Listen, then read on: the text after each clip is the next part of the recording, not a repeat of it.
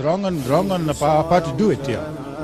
We will wait if the time is right. দর্শক, breaking news, এইমাত্র পাওয়া তাজা গরম খবর, দারুণ সুখবর দিল বাংলাদেশকে আইসিসি ক্রিকেট বোর্ড। বিস্তারিত জানতে ভিডিওটি না টেনে শুরু থেকে শেষ পর্যন্ত দেখুন। দর্শক, আম্পায়ার বাংলাদেশের সাথে দুর্নীতি করে ম্যাচ জেতানোর কারণে আম্পায়ারকে 2 কোটি টাকা জরিমানা সহ সব ধরনের ক্রিকেট থেকে 6 মাসের জন্য নিষিদ্ধ ঘোষণা করলো আইসিসি। এবং বাংলাদেশকে 4 রানের যে সমীকরণ ছিল সেটা আইসিসির কঠিন সিদ্ধান্তে বাংলাদেশকে জয় দিল এবং সাউথ আফ্রিকাকে পরাজয় দিয়ে ঘোষণা করলো।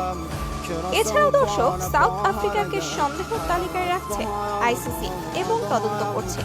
যদি আম্পায়ারের সঙ্গে ম্যাচ ফিক্সিং করার কোনো প্রমাণ পায় আইসিসি, তাহলে আম্পায়ারের সঙ্গে কোটি টাকা সহ জরিমানা গুনতে হবে সাউথ আফ্রিকাকে। এছাড়াও সকল ধরনের ক্রিকেট থেকে তারা 6 মাস